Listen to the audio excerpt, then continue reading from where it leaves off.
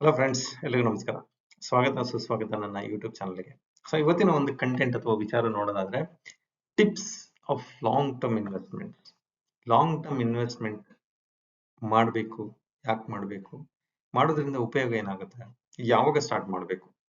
ಈ ಒಂದು ವಿಚಾರವಾಗಿ ನಾನು ಇವತ್ತು ಮಾತಾಡ್ತಾ ಇದ್ದೀನಿ. ನೀವು ಮೊದಲನೇ ಬಾರಿ ನನ್ನ ಯೂಟ್ಯೂಬ್ ಚಾನಲ್ ನೋಡ್ತಾ ಇದ್ದಾರೆ ಅಂದ್ರೆ ನನ್ನ ಯೂಟ್ಯೂಬ್ ಚಾನಲ್ ಹೆಸರು ಬಂದು ವೆಲ್ತಿ ಕೃಷ್ಣ ಅಂತ ಹೇಳಿ. ಸಬ್ಸ್ಕ್ರೈಬ್ ಮಾಡ್ಕೊಂಡಿಲ್ಲ ಅಂದ್ರೆ ದಯವಿಟ್ಟು ಸಬ್ಸ್ಕ್ರೈಬ್ ಮಾಡ್ಕೊಳ್ಳಿ, ಬೆಲ್ ಐಕನ್ ಪ್ರೆಸ್ ಮಾಡಿ. ಜೊತೆಗೆ ನೀವು ನಿಮ್ಮ ಸ್ನೇಹಿತರಿಗೆ ಮತ್ತೆ ನಿಮ್ಮ ಫ್ಯಾಮಿಲಿ ಕೂಡ ಶೇರ್ ಮಾಡಿ ಅಂತ ಹೇಳ್ತಾ ಇವತ್ತಿನ ಒಂದು ಕಂಟೆಂಟ್ ಬಗ್ಗೆ ಮಾತಾಡ್ತಾ ಇದ್ದೀನಿ. ಮೊದಲನೇ ನೋಡೋದಾದ್ರೆ ಸ್ಟಾರ್ಟ್ ಅರ್ಲಿ ಇನ್ವೆಸ್ಟ್ಮೆಂಟ್. ನೀವು ನಿಮ್ಮ ಡಿಗ್ರಿ ಮುಗಿದ ತಕ್ಷಣಕ್ಕೆ ನಿಮಗೊಂದು ಕೆಲಸ ಅಂತ ಸಿಗುತ್ತೆ. ಯಾವುದೋ ಒಂದು ಕೆಲಸ, ಸಣ್ಣ ಸಂಬಳನೋ ಅಥವಾ ದೊಡ್ಡ ಸಂಬಳನೋ ಯಾವುದೋ ಒಂದು ಕೆಲಸ ಸಿಗುತ್ತೆ. ನೀವು ಆ ತಿಂಗಳನ್ನೇ ನೀವು ಡಿಸೈಡ್ ಮಾಡ್ಕೊಳ್ಳಿ, ನಾನು ಈ ತಿಂಗಳಿಂದನೇ ಹಣನ ಉಳಿತಾಯ ಮಾಡ್ಲಿಕ್ಕೆ ಸ್ಟಾರ್ಟ್ ಮಾಡ್ತೇನೆ. ನೀವು 100 ರೂಪಾಯಿ ಉಳಿತಾಯ ಮಾಡಕ್ ಸ್ಟಾರ್ಟ್ ಮಾಡಿ ಅಥವಾ 50 ರೂಪಾಯಿನೇ ಸ್ಟಾರ್ಟ್ ಮಾಡಿ. ಆದ್ರೆ ಆ ತಿಂಗಳಿಂದನೇ ನೀವು ಉಳಿತಾಯ ಮಾಡ್ಲಿಕ್ಕೆ ಸ್ಟಾರ್ಟ್ ಮಾಡಿ. ಯಾಕೆಂತ ಹೇಳಿದ್ರೆ ಆ ಒಂದು ಅಭ್ಯಾಸ ನೀವು ಸ್ಟಾರ್ಟ್ ಮಾಡಿದ್ರೆ ಐದರ್ ಆಫ್ಟರ್ 6 ಮಂತ್ ಅಥವಾ ಆಫ್ಟರ್ 3 ಮಂತ್ಸ್ ನಿಮಗೆ ಅದು ಅಭ್ಯಾಸ ಆಗುತ್ತೆ. ಹಣ ಉಳಿತಾಯ ಮಾಡ್ಲಿಲ್ಲ ಅಂದ್ರೆ ನಿಮಗೆ ಏನೋ ಒಂಥರ ಕಳಮಳ ಆಗುತ್ತೆ. ಹಾಗಾಗಿ ನೀವು ಸ್ಟಾರ್ಟ್ ಇನ್ವೆಸ್ಟ್ ಅರ್ಲಿ. ನಿಮ್ಮ ಒಂದು ಮೊದಲನೇ ದುಡಿಮೆ ಸ್ಟಾರ್ಟ್ ಆದಾಗ ಆ ತಿಂಗಳು ನೀವು ಡಿಸಿಷನ್ ತಗೊಂಡು ನೀವು ಹಣನ ಉಳಿತಾಯ ಮಾಡ್ಲಿಕ್ಕೆ ಸ್ಟಾರ್ಟ್ ಮಾಡಿ. ಒಂದು ವೇಳೆ ನೀವು 22 ಅಥವಾ 23 ವಯಸ್ಸಿನಾಗೆ ನೀವು ಸ್ಟಾರ್ಟ್ ಮಾಡ್ತೀರಾ ಅಂತ ಅನ್ಕೊಳ್ಳಿ, ಅಥವಾ 25 ಅಂತ ಅನ್ಕೊಳ್ಳಿ. 25ರಿಂದ 35 ವರ್ಷ ಅಥವಾ 40 ವರ್ಷ, 15 ವರ್ಷ ನೀವು ಕಂಟಿನ್ಯೂಸ್ ಆಗಿ ಅಂದ್ರೆ ಯಾವುದೇ ತಿಂಗಳು ನೀವು ಬಿಡದೆ 500 ರೂಪಾಯಿನೋ 1,000 ರೂಪಾಯಿನೋ ಅಥವಾ ಪ್ರತಿ 6 ತಿಂಗಳಿಗೊಮ್ಮೆ 5% ಅಥವಾ 10% ಇನ್ಕ್ರೀಸ್ ಮಾಡ್ಕೊಂತ ನೀವು ಹಣ ಉಳಿತಾಯ ಮಾಡಿದ್ದಾದ್ರೆ ನೀವು 40 ಇಯರ್ಸ್ ನೀವು ರಿಟೈರ್ಮೆಂಟ್ ತಗೊಳ್ಬಹುದು. ಬಿಕಾಸ್ ಗೌರ್ಮೆಂಟ್ ಅಲ್ಲಿ ನಿಮಗೆ 60 ಇಯರ್ಸ್ ಗೆ ರಿಟೈರ್ಮೆಂಟ್ ಕೊಡ್ತಾರೆ ಅಥವಾ 58 ಇಯರ್ಸ್ ಗೆ ರಿಟೈರ್ಮೆಂಟ್ ಇರುತ್ತೆ. ಬಟ್ ನೀವು ಡಿಸಿಷನ್ ತಗೊಂಡಿದ್ದಾದ್ರೆ 40 ಇಯರ್ಸ್ ಗೆ ನೀವು ಬಿಕಮ್ ಫೈನಾನ್ಷಿಯಲ್ ಫ್ರೀ ಆಗಿರ್ತೀರಾ.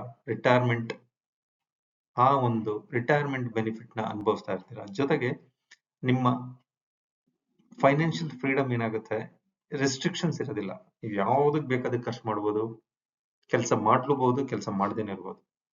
ಸಾಮಾನ್ಯವಾಗಿ ನಾವು ಹೇಳಿದ್ರೆ ಕೆಲವೊಬ್ಬರಿಗೆ ಅರ್ಥ ಆಗೋದಿಲ್ಲ.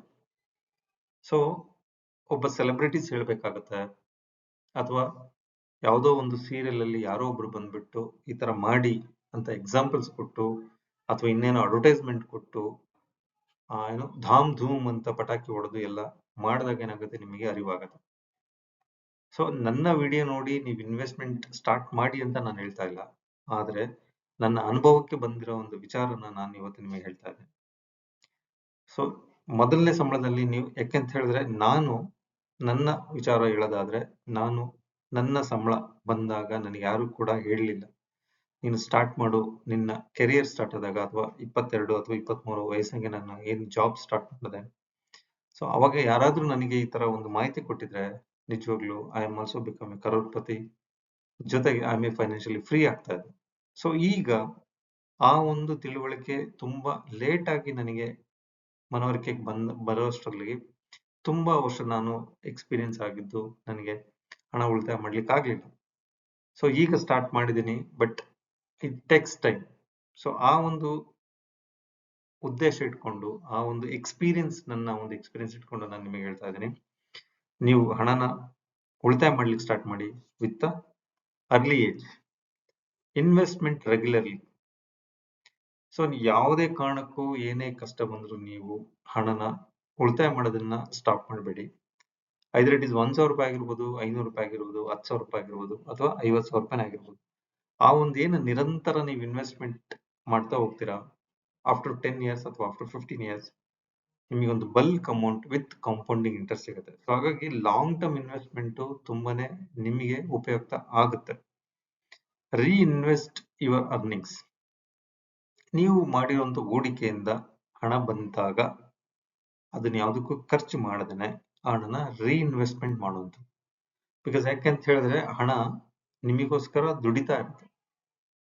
ನಾವು ಏನಂತಂದ್ರೆ ಆಫ್ಟರ್ 40 ಇಯರ್ಸ್ ಹಣ ನಮಗೋಸ್ಕರ ದುಡಿತಾ ಇರೋದ್ರಿಂದ ನಾವು ಅದನ್ನ ಎಂಜಾಯ್ಮೆಂಟ್ ಮಾಡ್ಲಿಕ್ಕೆ ನಾವಿರ್ಬೇಕಾಗುತ್ತೆ. ಹಾಗಾಗಿ ನೀವು ಎಷ್ಟು ಬೇಗ ಸ್ಟಾರ್ಟ್ ಮಾಡ್ತೀರಿ ಇನ್ವೆಸ್ಟ್ಮೆಂಟ್ ಮಾಡ್ಲಿಕ್ಕೆ ಅಷ್ಟು ಬೇಗ ನಿಮಗೆ ಒಳ್ಳೇದಾಗುತ್ತೆ. ನೀವು ನಿಮ್ಮ ಒಂದು ರಿಟೈರ್ಮೆಂಟ್ ಬೆನಿಫಿಟ್ ನ ಆಫ್ಟರ್ 40 ಇಯರ್ಸ್ ನೀವು ಸ್ಟಾರ್ಟ್ ಮಾಡಬಹುದು. State diversification of fund. ಸಾಮಾನ್ಯವಾಗಿ ಒಂದೇ ಬಕೆಟ್ ಅಲ್ಲಿ ಅಥವಾ ನಿಮ್ಮ ಹತ್ರ ಲಂಸಮ್ ಹಣ 1 ಲಕ್ಷ ಅಥವಾ 5 ಲಕ್ಷ ಇತ್ತು ಅಂತ ಹೇಳಿದ್ರೆ ನೀವು ಒಂದ್ ಶಾರ್ಟ್ ಅಲ್ಲಿ ಲಂಸಮ್ ಎಲ್ಲೂ ಕೂಡ ಇನ್ವೆಸ್ಟ್ಮೆಂಟ್ ಮಾಡ್ಲಿಕ್ಕೆ ಹೋಗ್ಬೇಡಿ. ಮಲ್ಟಿಪಲ್ ಬಕೆಟ್ಸ್ ಅಥವಾ ಮಲ್ಟಿಪಲ್ ಕಾಂಪೊನೆಂಟ್ಸ್ ಅಥವಾ ಮಲ್ಟಿಪಲ್ ವಿಂಡೋಸ್ ಗಳಲ್ಲಿ ನೀವು ಇನ್ವೆಸ್ಟ್ಮೆಂಟ್ ಮಾಡಿ. ಸೊ ನಿಮಗೇನಾಗುತ್ತೆ, ಸಾಮಾನ್ಯವಾಗಿ ಒಂದರಲ್ಲಿ ಲಾಸ್ ಅಥವಾ ಎರಡರಲ್ಲಿ ಲಾಸ್ ಆದ್ರೆ ರಿಮೈನಿಂಗ್ ಇನ್ನು ಉಳಿದ ಮೂರು ಅಥವಾ 4-5 ಏನ್ ಇನ್ವೆಸ್ಟ್ಮೆಂಟ್ ಮಾಡಿರ್ತೀರ ಆ ಒಂದು ಕಾಂಪೊನೆಂಟ್ ಅಲ್ಲಿ ನಿಮಗೆ ಆದಾಯ ಬರುತ್ತೆ. ಒಂದು ವೇಳೆ ನೀವು ಗೊತ್ತಿಲ್ಲದೇನೆ ಲಂಸಮ್ ಒಂದೇ ಕಡೆ ಹಾಕಿದಾಗ ಏನಾಗುತ್ತೆ, ಏನಾದ್ರೂ ನಿಮ್ಮ ಗ್ರಾಚಾರ ತಪ್ಪಿ ಲಾಸ್ ಆಯ್ತು ಅಂದ್ರೆ ಎಂಟೈರ್ ಅಮೌಂಟ್ ಲಾಸ್ ಆಗುತ್ತೆ. ನೀವು ಸ್ವಲ್ಪ ಸ್ವಲ್ಪ ಉಳಿತಾಯ ಮಾಡಿದ್ದೆಲ್ಲ ಕೂಡ ಲಾಸ್ ಆಗುತ್ತೆ. ಸೊ ಹಾಗಾಗಿ ಅಸೆಟ್ ಆಗಿರ್ಬೋದು ಅಥವಾ ಗೋಲ್ಡ್ ಇನ್ವೆಸ್ಟ್ಮೆಂಟ್ ಆಗಿರ್ಬೋದು ಅಥವಾ ಬೇರೆ ಇನ್ಯಾವುದೋ ಒಂದು ಸ್ಟಾಕ್ ಮಾರ್ಕೆಟ್ ಅಲ್ಲಿ ಇನ್ವೆಸ್ಟ್ಮೆಂಟ್ ಮಾಡುವಾಗ ನೋಡ್ಕೊಂಡು ಮಲ್ಟಿಪಲ್ ಡೈವರ್ಸಿಫಿಕೇಶನ್ ಫಂಡ್ ಅಲ್ಲಿ ನೀವು ಇನ್ವೆಸ್ಟ್ಮೆಂಟ್ ಮಾಡಿ ಅಂತ ಹೇಳಕ್ ಇಷ್ಟಪಡ್ತೀನಿ. ಯಾವುದೇ ಕಾರಣಕ್ಕೂ ನೀವು ಪ್ಯಾನಿಕ್ ಆಗಬೇಡಿ. ಶಾರ್ಟ್ ಟರ್ಮ್ ಇನ್ವೆಸ್ಟ್ಮೆಂಟ್ ಅಲ್ಲಿ ಸಾಮಾನ್ಯವಾಗಿ ಏರು ಇಳಿತ ಹೆಚ್ಚಿರುತ್ತೆ. ಸೊ ಅವಾಗ ಏನಾಗುತ್ತೆ, ನಿಮಗೆ ಐಡಿಯಾ ಇದ್ರೆ ಮಾತ್ರ ಶಾರ್ಟ್ ಟರ್ಮ್ ಇನ್ವೆಸ್ಟ್ಮೆಂಟ್ ಹೋಗಿ ಹಣ ಅಲ್ಲೂ ಕೂಡ ಗಳಿಸಬಹುದು, ತುಂಬಾ ಬೇಗನೆ ಶ್ರೀಮಂತರಾಗಬಹುದು. ಅದು ನಾಲೆಡ್ಜ್ ಇದ್ರೆ ಮಾತ್ರ. ಇಲ್ಲ ಅಂತಂದ್ರೆ ಏನಾಗುತ್ತೆ, ನಿಮಗೆ ನಾಲೆಡ್ಜ್ ಇಲ್ಲ ಅಂತಂದ್ರೆ ಲಾಸ್ ಆಗೋದು ಜಾಸ್ತಿ ಇರುತ್ತೆ. 99% ಲಾಸ್ ಆಗೋ ಚಾನ್ಸಸ್ ಜಾಸ್ತಿ ಇರುತ್ತೆ ಶಾರ್ಟ್ ಟರ್ಮ್ ಇನ್ವೆಸ್ಟ್ಮೆಂಟ್ ಅಲ್ಲಿ. ನಿಮಗೆ ಮಾಹಿತಿ ಗೊತ್ತಿಲ್ಲ ಅಂದ್ರೆ, ಗೊತ್ತಿದ್ರೆ ನೀವು ಹಣ ಮಾಡ್ಲಿಕ್ಕೆ ತುಂಬಾ ಈಸಿ ಆಗುತ್ತೆ. ಸೊ ಹಾಗಾಗಿ don't panic. Market will go up and down, but over A long term it will go up. So long term investment ಇದ್ದಾಗ ಏನಾಗುತ್ತೆ, ನಿಮ್ಮ ಈ ಒಂದು ಏರಿಳಿತ ಏನಿರುತ್ತೆ ಸಾಮಾನ್ಯವಾಗಿ ಅಪ್ಪೇ ಇರುತ್ತೆ. ಒಂದು 20 ಇಯರ್ಸ್ ಅಥವಾ 15 ಇಯರ್ಸ್ ನೀವು ನೋಡಿದಾಗ ಇಲ್ಲೊಂದು ಕೆಳಗಡೆ ನಾನು ಇಮೇಜ್ ಹಾಕಿದ್ದೀನಿ. ಅದು ಲಾಂಗ್ ಟರ್ಮ್ ಇನ್ವೆಸ್ಟ್ಮೆಂಟ್ ಮಾಡಿದಾಗ ಸಾಮಾನ್ಯವಾಗಿ ಪ್ರಾಫಿಟ್ ಬರುತ್ತೆ, ನಿಮಗೆ ಕಾಂಪೌಂಡಿಂಗ್ ಇಂಟ್ರೆಸ್ಟ್ ಸಿಗುತ್ತೆ.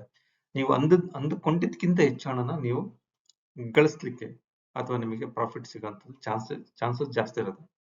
ಸೊ ಹಾಗಾಗಿ ನನ್ನ ಒಂದು ಸಜೆಷನ್ ನಿಮಗೆ, ಒಂದು ವೇಳೆ ನೀವು ಇವತ್ತು ನನ್ನ ವಿಡಿಯೋ ನೋಡ್ತಾ ಇದ್ದೀರಾ ಈ ಒಂದು ಲಾಂಗ್ ಟರ್ಮ್ ಇನ್ವೆಸ್ಟ್ಮೆಂಟ್ ಬಗ್ಗೆ ಅಂತಂದ್ರೆ, ಅಥವಾ ನಾನು ದುಡಿಮೆ ಮಾಡಕ್ಕೆ ಈಗ ಸ್ಟಾರ್ಟ್ ಮಾಡಿದ್ದೀನಿ 6 ತಿಂಗಳಾಯ್ತು, 3 ತಿಂಗಳಾಯ್ತು ಅಥವಾ 1 ವರ್ಷ ಆಯ್ತು ಅಂದ್ರೆ ಇಮ್ಮಿಡಿಯೇಟ್ ನೀವು ನಿಮ್ಮ ಯಾವ ಅಕೌಂಟ್ ಇರುತ್ತೆ, ಎಲ್ಲಿ ಅಕೌಂಟ್ ಇರುತ್ತೆ ಯಾವ ಬ್ಯಾಂಕಲ್ಲಿ, ಅಲ್ಲಿ ಹೋಗಿ ವಿಚಾರ ಮಾಡಿ. SIP ಸಿಸ್ಟಮೆಟಿಕ್ ಇನ್ವೆಸ್ಟ್ಮೆಂಟ್ ಪ್ಲಾನ್ ಬಗ್ಗೆ ಆಗಿರ್ಬೋದು, ಅಥವಾ PPF ಅಕೌಂಟ್ ಓಪನ್ ಆಗಿರ್ಬೋದು, ಅಥವಾ RD ಅಥವಾ ಫಿಕ್ಸ್ ಡೆಪಾಸಿಟ್, ನಿಮಗೆ ಯಾವುದು ಸೂಟಬಲ್ ಅಂತ ಅನ್ಸುತ್ತೆ ಸ್ಟಾರ್ಟ್ ಮಾಡಿ. ಲೇಟರ್ ಆನ್ ನೀವು ಡಿಸೈಡ್ ಮಾಡ್ಕೊಳ್ಳಿ ನಾನು ಯಾವ್ದಕ್ಕೆ ಇನ್ವೆಸ್ಟ್ಮೆಂಟ್ ಮಾಡಬೇಕು ಅಂತ. ಸೊ ಮಾಡಿಕೊಂಡು ನೀವು ಹಣನ ಜಾಸ್ತಿ ಇನ್ವೆಸ್ಟ್ಮೆಂಟ್ ಮಾಡ್ತಾ ಹೋಗಿ ನಿಮ್ಮ ಒಂದು ಲೈಫ್ ಸ್ಟೈಲ್ ಬದಲಾವಣೆ ಮಾಡಿಸ್ಕೊಳ್ಳಿ, ಜೊತೆಗೆ ನಿಮ್ಮ ಗೋಲ್ನ ರೀಚ್ ಮಾಡಿ ಅಂತ ಹೇಳ್ತಾ ಇವತ್ತಿನ ಒಂದು ಕಂಟೆಂಟ್ ಅನ್ನು ಮುಗಿಸ್ತಾ ಇದ್ದೀನಿ. ಸೊ ಮತ್ತೊಮ್ಮೆ ಹೇಳ್ತಾ ಇದ್ದೀನಿ, ನನ್ನ ಯೂಟ್ಯೂಬ್ ಚಾನಲ್ ಹೆಸರು ಬಂದು ವೆಲ್ತಿ ಕೃಷ್ಣ ಅಂತ ಹೇಳಿ. ನೀವು ಸಬ್ಸ್ಕ್ರೈಬ್ ಮಾಡ್ಕೊಂಡಿಲ್ಲ ಅಂದ್ರೆ ಸಬ್ಸ್ಕ್ರೈಬ್ ಮಾಡ್ಕೊಳ್ಳಿ, ಬೆಲ್ ಐಕನ್ ಪ್ರೆಸ್ ಮಾಡಿ, ಶೇರ್ ಮಾಡಿ ಮತ್ತೆ ಕಮೆಂಟ್ ಮಾಡಿ ಅಂತ ಹೇಳ್ತಾ ಇವತ್ತಿನ ವಿಡಿಯೋ ಕಂಪ್ಲೀಟ್ ಮಾಡ್ತಾ ಇದ್ದೀನಿ. Thank you very much. Thank you friends.